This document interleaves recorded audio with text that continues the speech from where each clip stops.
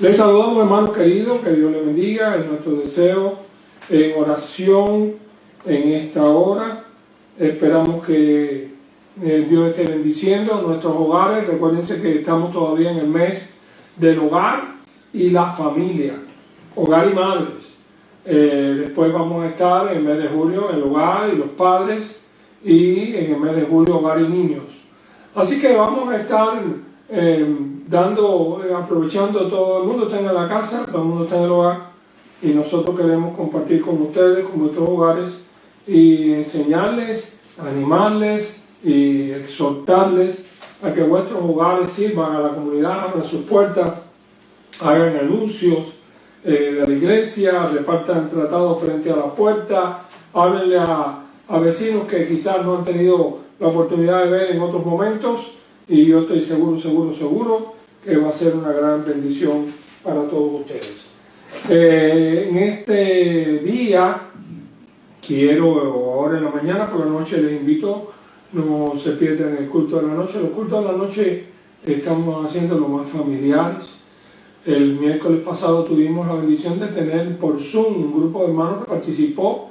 Queremos el próximo miércoles hacerlo de nuevo, y queremos anunciar que en esta situación de las pandemias y las informaciones que hay, las diferencias de ciudades, nosotros tenemos que atraernos a la Convención de la Florida y también a la ciudad donde usted está. Recuerden que todas las ciudades no tienen las mismas acciones respecto a dar culto, reuniones personales, etcétera, etcétera. Así que el próximo domingo estaremos aquí todavía. A partir del domingo 27 hablaremos, tenemos que reunirnos con los líderes de la iglesia, tenemos que ver cómo vamos a actuar, cómo se va a abrir, cómo se va a poder dividir la congregación, cómo está orientado, en fin, son muchas cosas que tenemos que pedirle a ustedes, que ustedes por favor oren para que esto no sirva de ningún tipo de tropiezo ni problemas después cuando nos vayamos a reunir. Hay una serie de hermanos que han dicho que tienen problemas. Me enteré de que el pastor Julio da Silva, ha estado ingresado por 2 semanas y salió del hospital hace 3 días y estuvo muy grave. Por favor, oren por él. El pastor Roy Cooper me pidió que oráramos por su concuño que está en Sao Paulo, Brasil. Era pastor de la primera iglesia bautista. Estuvo predicando la semana pasada, el lunes cayó ingresado con el virus, y por favor no bajen la guardia, como dicen la gente, cuídense, mantengan la separación, oren mucho y pidan al Señor que nos libre de verdad, no porque queramos, sino que de verdad esto vaya desapareciendo. ¿Qué quiero decirles en esta mañana? El Señor me ha dado un mensaje, digo el Señor me ha dado porque oré por esto, lo puso en mi corazón, creo que puede ser de bendición para ustedes. Tiene que ver con el hogar, tiene que ver con las madres, con la familia, tiene que ver con la crisis, porque hay muchos tipos de crisis, no estamos en crisis solamente ahora, hay muchos tipos de crisis. Así que yo le tengo, el nombre es un poco largo así, si hubiera tenido que ponerlo en el boletín hubiese sido un problema. Son mujeres y familias que padecieron crisis en sus hogares y su victoria impactó los siglos. Un nombre largo, ¿verdad? Y su victoria impactó los siglos, sus hijos impactaron los siglos. Voy a hablar de 3 personajes bíblicos, cómo sus hogares estuvieron en una crisis antes de ellos nacer, cómo su vida, que es el resultado de haber enfrentado esa crisis, traspasó los siglos y nos llevó hasta hoy. La fidelidad de Dios se ve en toda la Biblia, no en el Nuevo Testamento, sino en el Antiguo Testamento. Dios fue fiel a su pueblo. Mientras su pueblo estuvo en rectitud, si tú hicieres esto, como yo predicaba la semana pasada, si tú. Lo malo es que hay muchos que no lo fueron en aquel entonces, no lo son ahora, y quieren bendiciones de Dios y quieren las promesas de Dios que Dios tiene para los fieles. Y usted, sin dar un golpe, sin haberse sacrificado por Cristo, quiere promesa de mártir. Eso es imposible. Así que abran sus corazones y traten de ver cómo ustedes pueden enmarcarse en este tipo de historias y cómo pueden quizás aplicar esta situación en que estamos viviendo para tener la fe de pensar que pudiéramos recoger fruto como estas mujeres, Jocabed, Ana y María, recibieron. Ya ustedes saben quiénes son los hijos Moisés, Samuel y Jesús. Quiero compartir con ustedes el Salmo 127, unas palabras del salmista. Está ahí. El Salmo, se sabe, es el Salmo lema de este mes, que dice: si Jehová no edificara la casa, en vano trabajan los que la edifican; si Jehová no guardara la ciudad, en vano vela la guardia. Por demás es que os levantéis de madrugada, vayáis tarde a reposar, que comáis pan de dolores, pues que a su amado dará Dios el sueño. He aquí, herencia de Jehová son los hijos. Quiero que se fijen en eso. Es un pasaje del Antiguo Testamento, pero toda la Biblia es la palabra de Dios. Quiero que la apliquen. Piensen en que sus hijos son una bendición que Dios le ha dado. Herencia de Jehová son los hijos, cosa de estima el fruto del vientre, como saetas en mano de valiente, así son los hijos habidos en la juventud. Bienaventurado el hombre que llenó su aljaba de ellos, no será avergonzado cuando hablare con los enemigos en la puerta. Herencia de Jehová son los hijos. Vamos a orar. Amado Padre, te damos gracias por tu palabra, porque ella es viva y eficaz. Gracias por este hermoso salmo y por los hijos, Señor. Gracias por los hijos que llenan nuestras iglesias, por la fidelidad de sus madres. Gracias porque en medio de las pruebas tú has estado con nosotros, con nuestras familias, y tenemos un testimonio claro y eficiente de todo lo bueno que has sido con nosotros, aún en las crisis de esta vida. Te pedimos que tú nos bendigas y en esta crisis que nos toca vivir en este tiempo podamos tener respuesta, fe, valor, esperanza y servicio que nos lleven, Señor, a recibir frutos benditos. En el nombre que es sobre todo nombre, en el nombre de Jesús te pedimos que el Espíritu Santo dirija nuestros pensamientos y nuestras palabras en esta hora y que lo apliques a los corazones de aquellos que están escuchando. En el nombre de Jesús. Amén. Bien, queridos hermanos, todavía estamos en el mes del hogar y de las madres. La semana pasada le cantamos, le predicamos. Traigo este mensaje que dignifica tres mujeres, hace que la crisis en la cual ellas vivían se solucionara para bendición. Y la primera historia está en Éxodo. Y hay cosas que ya ustedes se saben, por lo tanto yo no voy a abundar mucho en esto, además no me daría tiempo. En Éxodo, en el capítulo 1, está nuestra historia en esta mañana, haciendo un poquito de recuerdos después de la caída del hombre en el Edén, en Génesis, viene la maldad de los hombres, como después viene el llamado Noé para salvar a la nueva generación del mundo, cómo los hombres empiezan a multiplicarse, cómo Dios llama a Abraham para formar una familia mesiánica, para darle un mensaje para el mundo y hacer un pueblo. Habíamos visto todas las dificultades que Abraham tuvo, Isaac, Jacob, y habíamos visto que los hijos de Jacob, que no eran muy amables con uno de los más pequeños, con José, lo mandaron como esclavo para Egipto, y José de la noche a la mañana se convirtió en el segundo hombre del reino de Egipto. Toda esa historia bendita y maravillosa está al final del libro de Génesis, y todo eso termina con que José puede traer a su padre Jacob y a sus hermanos bajo la sombrilla de Faraón a vivir en Egipto. la tierra de Egipto, el imperio más poderoso de aquel entonces, con un ejército poderosísimo, con muchos recursos, y el faraón, en premio a lo eficiente que había sido José y que era José en el reino, le dio la oportunidad de que sus hijos, su familia vivieran ahí en Gosén, y ahí se empezaron a crecer, y por muchos años ellos empezaron a crecer. Hay un dato de Jameson Fawcett Brown que dice que uno de los historiadores de aquella época cuenta de que empezaron, Dios le había prometido a Dios que lo iba a bendecir, dice que empezaron partos múltiples.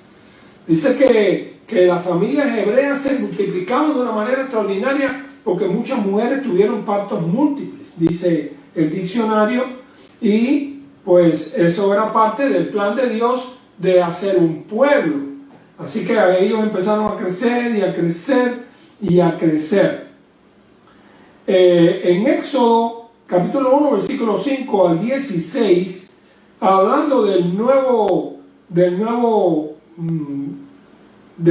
gobierno, el gobierno nuevo que se levanta, dice: con 60 años después de la muerte de José, vino una revolución por la cual la vieja dinastía fue derribada y el Alto y Bajo Egipto fueron unidos en un solo reino. Suponiéndose que el rey anterior reinaba en Tebas, es posible que nada supiera de los hebreos que estaban más cerca del Mediterráneo, de la franja que comunicaba con Canaán.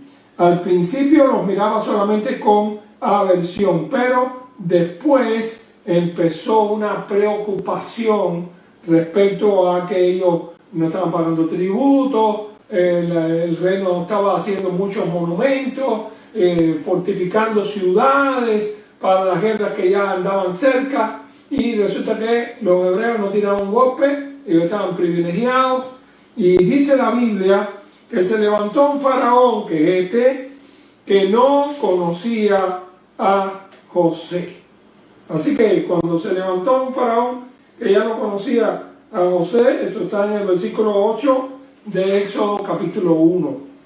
Hasta ahí les llegó a los hebreos la tranquilidad. Yo pienso, conociendo la historia y el plan de Dios que va uno conociendo a través de los años de andar con el Señor, que el Señor ya los quería fuera. Pero si usted está demasiado bien en un lugar, le va a costar trabajo poder escuchar la voz de Dios que le dice vete. Y resulta que ya después de pasar las plagas y todas las cosas que pasaron, ellos salieron contentos yéndose de allí, aunque algunos de los extranjeros que salieron con ellos se acordaban de la comida, la carne, y esas cosas les trajo mal resultado a ellos. Pero bueno, lo que quiero es que leamos un momento, porque esto sí me hace falta leerlo. La madre y familia de Moisés, según número 2659, la mujer de Amram se llamó Jocabed, hija de Leví, que le nació a Leví en Egipto.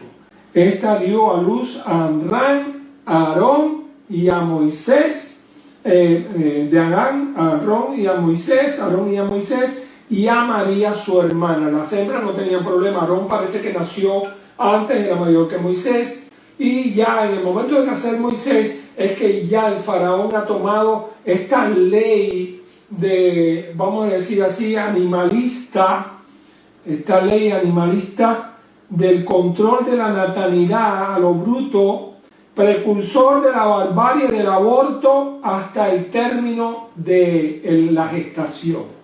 Es decir, que no importa, naciste, pariste, él mismo puede acabar con el feto o el día anterior. Esa barbarie, el padre de esa barbarie fue este faraón de Egipto.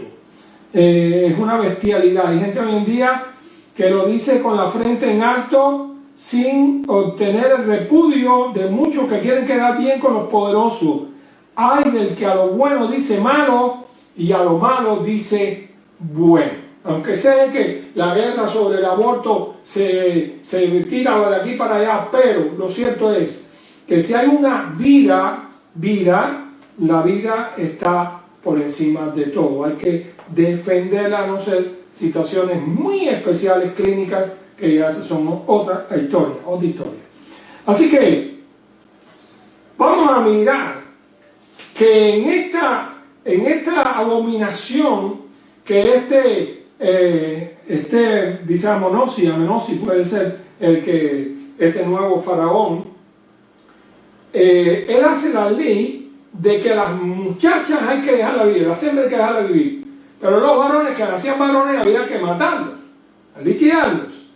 Y dice así, cuando asistáis, le dijo a las parteras, y habló el rey de Egipto a las parteras de las hebreas, una de las cuales se llamaba Cifra y la otra se llamaba Fua, y algunos dicen, pero eran las únicas parteras en Egipto. Bueno, en esta época, en este lugar, en esta historia, eran las parteras, las conocidas, ¿no?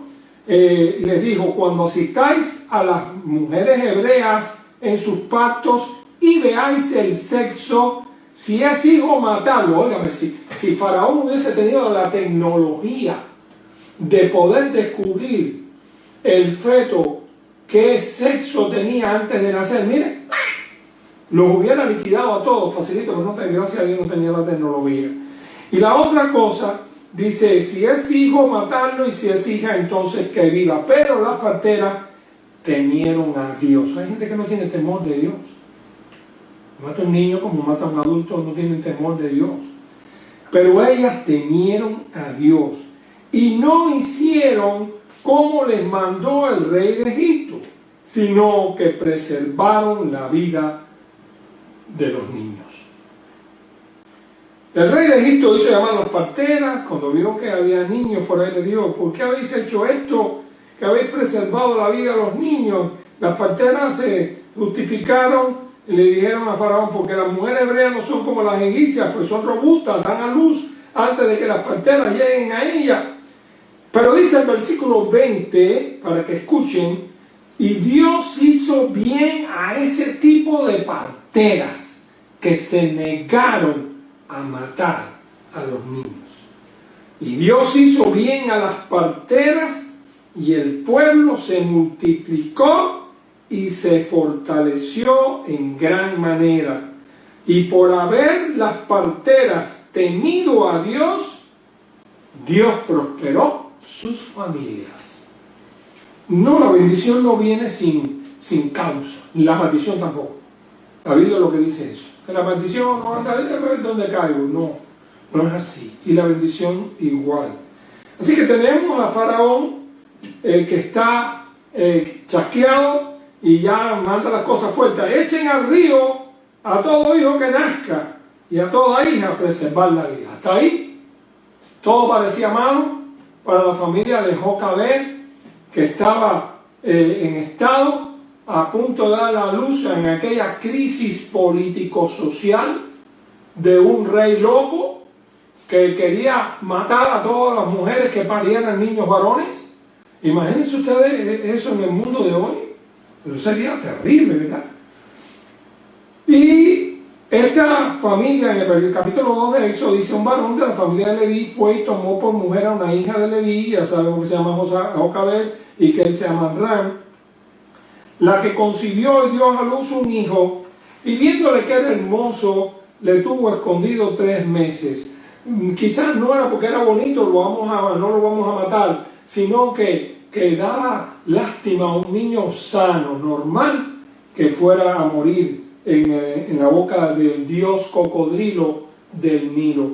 Entonces llega un momento que por 3 meses está escondido, pero había gente por todas partes, siempre ha habido gente mala y maligna, y para tratar de proteger a Moisés, no pudiendo ocultarle más, inventaron el hacer bueno, desde entonces se llama Moisés, una arquilla de junco, la califatearon para que no le entrara el agua.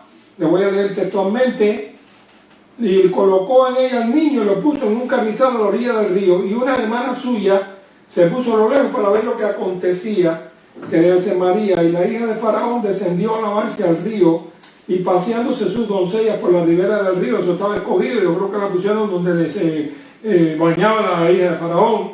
Vio ella la arquilla en el carrizal envió una criada suya que la tomase, y cuando la abrió y vio al niño, y he aquí que el niño lloraba.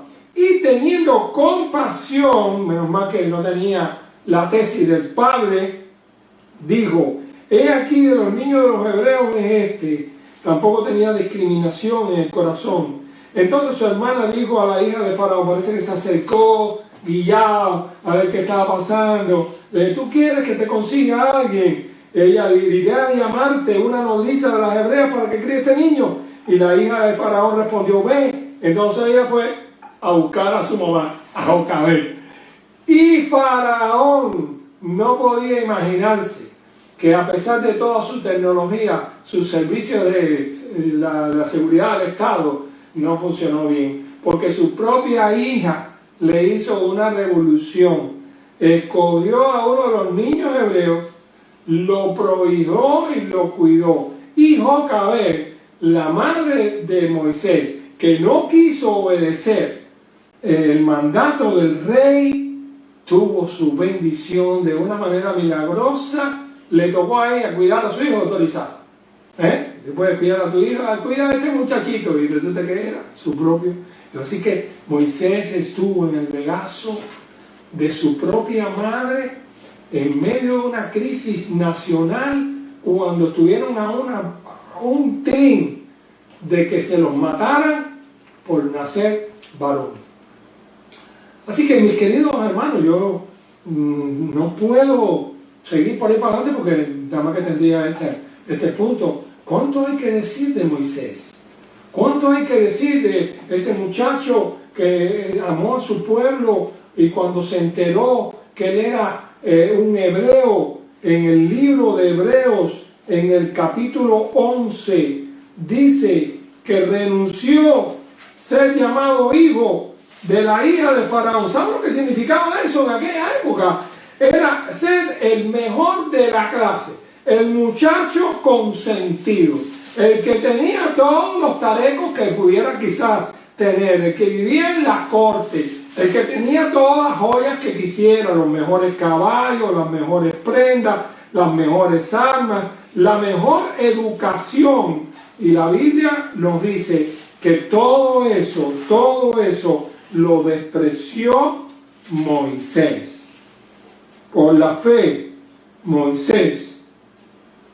Dice: por la fe Moisés, cuando nació, fue escondido por sus padres por 3 meses, porque le vieron niño hermoso. No temieron el decreto del rey, no tuvieron miedo, fueron fieles. Por la fe Moisés, hecho ya grande, rehusó llamarse hijo de la hija de Faraón, escogiendo antes ser maltratado con el pueblo de Dios que gozar de los deleites temporales del pecado, teniendo por mayores riquezas el vituperio de Cristo que los tesoros de los egipcios, porque tenía puesta la mirada en el galardón.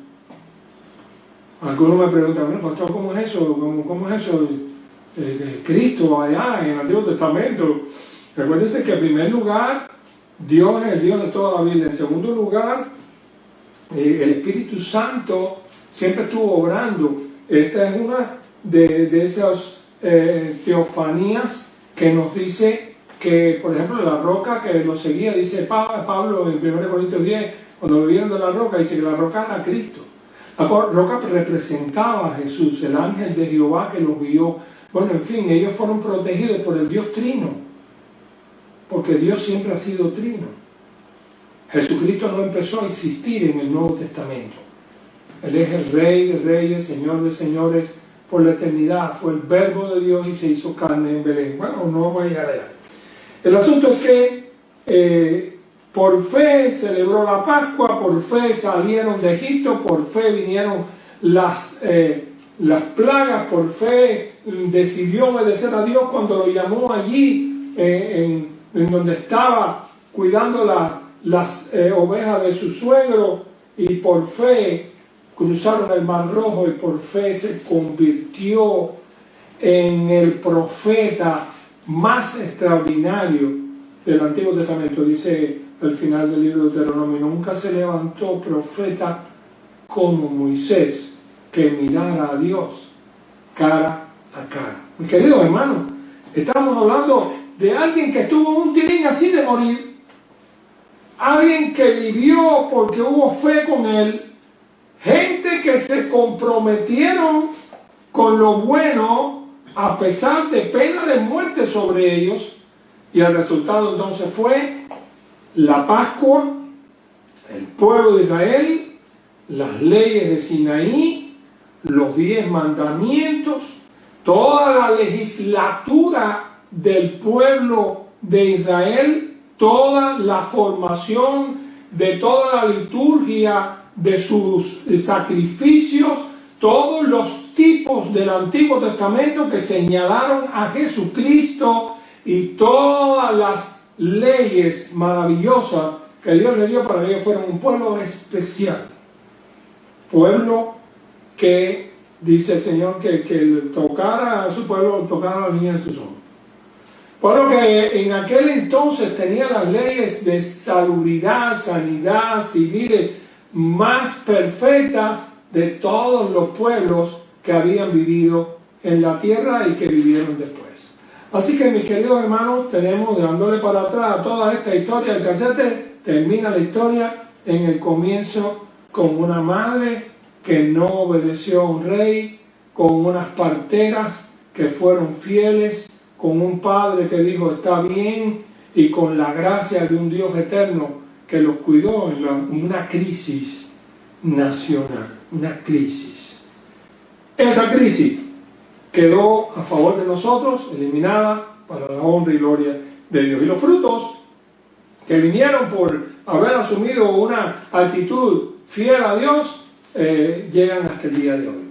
Dando un salto, ahora nos vamos a ir a unos siglos después, un tiempo después, cuando ya ellos pasaron aquellos 40 años del desierto, todo lo demás, vino el tiempo de los jueces. Recuérdense de que primero Josué, murió Moisés, Josué tomó la dirección del pueblo, pero pasó de que después que Josué murió, usted lo puede ver ahí en el libro de Jueces capítulo 2, el pueblo se desenfrenó al entrar en la tierra prometida, hicieron todo lo que el libro de Deuteronomio Dios le había dicho que no podían hacer. Cuídate de no olvidarte de Jehová tu Dios, que te trajo por un camino difícil, por un desierto lleno de escorpiones, que no hizo que tu pie se hinchara, en fin, todas las promesas que Dios cumplió con ellos, ellos no olvidaron. Y al entrar en la tierra prometida, ya se olvidaron de Dios y se alejaron de Dios.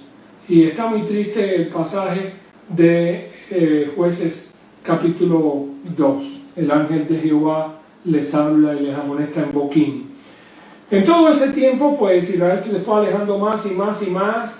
Los ídolos empezaron a ser adorados, a creídos. Y todo aquel tiempo de los jueces tiene un eslogan. El libro de los jueces tiene este eslogan. En aquellos tiempos, en aquellos días, no había rey en Israel.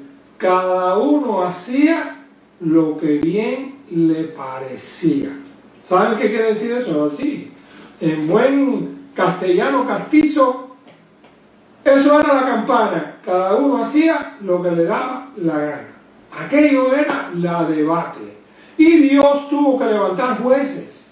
Los jueces fueron personajes que no eran jueces desde el punto de vista legal, sino fueron así como libertadores, como caudillos que se levantaron por algún tiempo. Hay algunos de ellos famosos como Sansón, como Ahod y otros más, Débora, Barak, que en un tiempo libertaron a Israel de los asedios de sus enemigos. Estaban rodeados de enemigos por todas partes. Ellos no habían limpiado la tierra prometida y estaban viviendo dentro de lugares terribles. Uno de los últimos jueces fue Samuel. Su historia es una historia maravillosa, porque hasta ese momento el pueblo de Israel fue solamente eso, un pueblo regado, unas tribus regadas, que nadie tenía la autoridad, las leyes se habían olvidado, y el sacerdote Elí, que no era un hombre malo, era un buen sacerdote, le pasó como le ha pasado a muchos, que cuando él era mayor, sus hijos se alejaron de Dios. Y en el tabernáculo, los hijos de Elí, que eran sacerdotes por herencia, no de corazón, ¿no? Hace poco, después de leer en el curso que dimos de Antiguo Testamento en Fort Worth, después de leerme un libro tremendo, se lo recomiendo a la gente, que se llama Los Profetas de Israel, de Leon Wood. Yo nunca había pensado en eso, pero decía, él empezaba diciendo, el carácter de los profetas fue más santo que el carácter de los sacerdotes. Y dije, no, eso no puede ser. ¿Cómo? Los sacerdotes se suponía que eran la meca, sacerdotes, pero no, profetas no puede ser. Y entonces después argumentaba y tuvo que darle la razón. Los sacerdotes era hereditario. Recuérdense que era la familia de Leví, la familia de Aarón. Eso era por herencia. Te tocaba, ¿vale? Cuando tú seas grande ya tú eres sacerdote. Pero algunos no tenían la capacidad moral y espiritual para ocupar el cargo que les cayó. La túnica estaba preparada para ellos. Pero dice que los profetas fueron escogidos directamente por Dios, por su carácter, para que ellos cumplieran una labor profética valiente, maravillosa en medio de un mundo difícil. Ellos fueron escogidos por Dios. Por eso es que hubo más sacerdotes que cayeron o que vivieron una vida fronteriza que profetas. Y eso dice Leon Wood, y yo estoy de acuerdo con él. Y resulta que este hombre, Elí, que era un buen hombre, pero los hijos no servían para nada. La historia ahí en Samuel dice que los hijos de Elí acababan. No me atrevo ni a decir las cosas que hacían cuando les tocaba su turno en el sacerdocio, allá en el tabernáculo, y venían las mujeres a orar, y la gente venía a orar. Aquella gente eran tremendos. Y dice que cuando traían las ofrendas que había que presentarlas, ellos metían el cucharón, le sacaban las carnes, en fin, la comían con grosura. Aquello era terrible, el testimonio que estaban dando los hijos de Elí.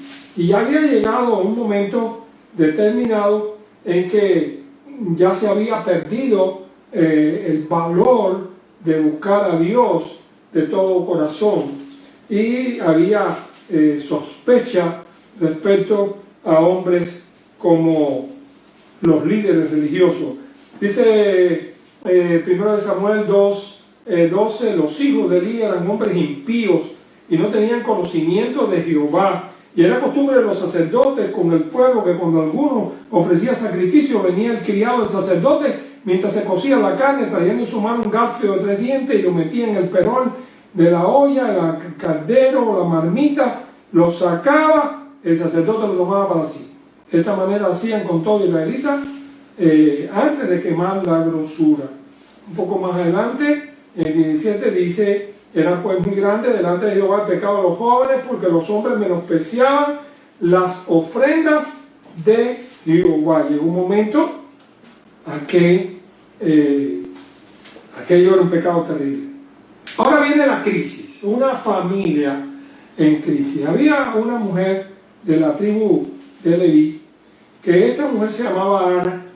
Pasa la historia, las mujeres dan estudios sobre Ana, una mujer que fue célebre por su oración. Pero vamos a escuchar la historia. Recuérdense, en primer lugar, que era la historia de la poligamia. Se podían tener varias esposas.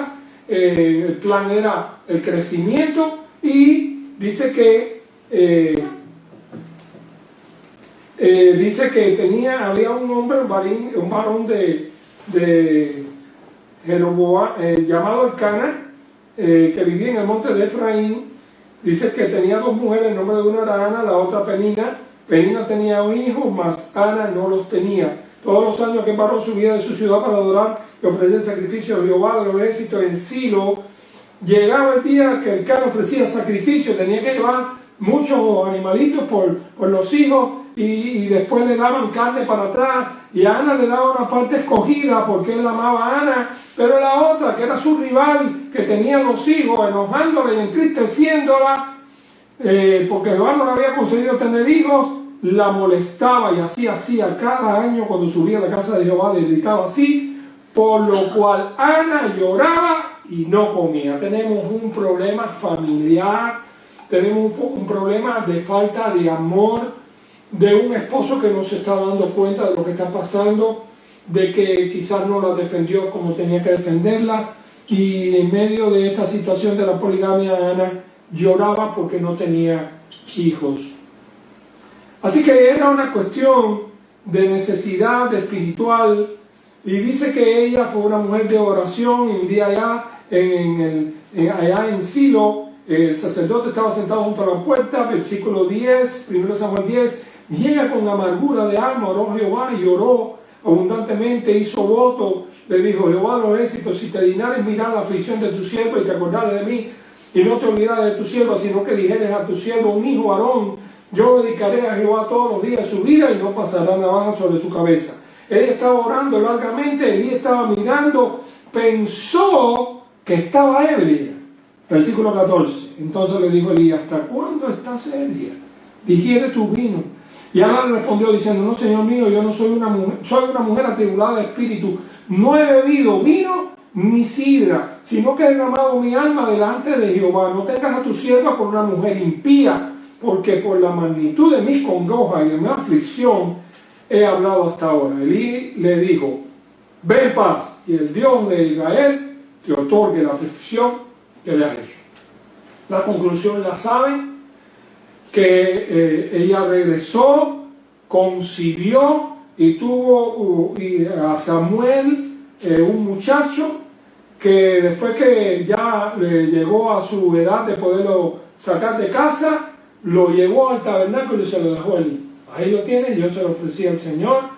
Y Samuel creció, vamos a decir así, creció en el templo, en la casa de Dios. No había templo todavía, pero la historia que todo el mundo sabe de Samuel es que Samuel una noche oyó la voz de Dios que lo llamaba: Samuel, Samuel. Él fue corriendo a ver a Elí, pensando que Elí lo llamaba. Elí le dijo: no soy yo, ese, mira, el jefe de arriba te está llamando. Y entonces él le responde a Dios. Dios le cuenta lo que estaba pasando con los hijos de Elí y que él lo quería para una obra, y efectivamente Samuel se convierte en el último de los jueces, primero de estos profetas que atendieron los reinos. Bajo la dirección de Samuel se organizó el reinado de David. Ungió dos reyes, Saúl primero, David después. Dio las leyes de ellos, le habló al pueblo, visitó, dirigió, protegió, guió las campañas militares para que Israel mejorara su posición, y ellos se convirtieron en un reino. Se cree que bajo la dirección de Samuel se compiló parte del Antiguo Testamento, y tenemos que Samuel fue un hombre tan extraordinario que el mismo Señor Jesucristo lo menciona a él al lado de Moisés, y esto el apóstol Pablo también. Creo que de la gente así del Antiguo Testamento, bueno, Ana pasa la historia como una mujer de oración, y una crisis interna de familia al fin se convierte en una bendición extraordinaria. Como tengo poco tiempo, tengo que saltar a la última de la familia, que para nosotros es la primera de todas las familias de la tierra, y me refiero a María, una joven hebrea que tiene su novio, que se ha desposado con él en un lindo acto. Todavía no pueden tener relaciones, pero ya se sabe que va a ser su esposo, escogido por la familia. Ella es una mujer devota, él también, de la familia de Judá, pero están viviendo bajo el dominio poderosísimo del Imperio Romano. Volvemos a tener un problema social grande y poderoso en contra de los seres humanos. Y allí, en medio de toda aquella situación difícil, el Señor escoge el tiempo para venir a este mundo con la gracia. Dice Gálatas capítulo 4:4: cuando llegó el cumplimiento del tiempo, Dios envió a su Hijo, nacido de mujer, nacido bajo la ley, para que redimiese a los que estaban bajo la ley, a fin de que recibiésemos la adopción de hijo. Vamos a la historia rápidamente en Lucas capítulo 1, que es cuando el ángel Gabriel se le aparece a María. Lucas 1:26. Así que vamos a saber lo que pasa después, porque esto es para atrás. Dice, al sexto mes el ángel Gabriel fue enviado por Dios a una ciudad de Galilea llamada Nazaret. Al sexto mes de Elizabeth de estar en estado, la mamá de Juan el Bautista, que era su pariente. Eso está en la historia en Lucas 1. A una virgen desposada con un varón que se llamaba José, de la casa de David, tan prometido, y el nombre de la virgen era María. Entrando el ángel en donde ella estaba, dijo, salve muy favorecida, el Señor es contigo, bendita tú entre las mujeres. Mas ella, cuando le vio, se turbó por sus palabras y pensaba qué salutación era aquella. Ella era una mujer sencilla, una muchacha sencilla, y de pronto le están diciendo que es bendita delante de todas las mujeres que existían. El ángel le dijo, María, no temas, porque has hallado gracia delante de Dios, y ahora concebirás en tu vientre y dará a luz un hijo, y llamará su nombre Jesús. Este será grande, será llamado Hijo del Altísimo, y el Señor Dios le dará el trono a David su padre, y reinará sobre la casa de Jacob para siempre, y su reino no tendrá fin. María dice, ¿cómo será esto? Yo no conozco varón. Respondiendo el ángel le dijo, el Espíritu Santo vendrá sobre ti, y el poder del Altísimo te cubrirá con su sombra, por lo cual el santo ser que nacerá será llamado Hijo de Dios. Queridos hermanos, esto es como una explosión en medio de una zona oscura. El Imperio Romano estaba dominando toda esa parte del Medio Oriente, después de haber dominado los sirios, los griegos, en fin. Ahora, de pronto, llega el Mesías. Por siglos habían estado anunciando la llegada del Mesías, y ahora escoge a una muchacha virgen prometida con un joven de Nazaret, que era una aldea pequeña.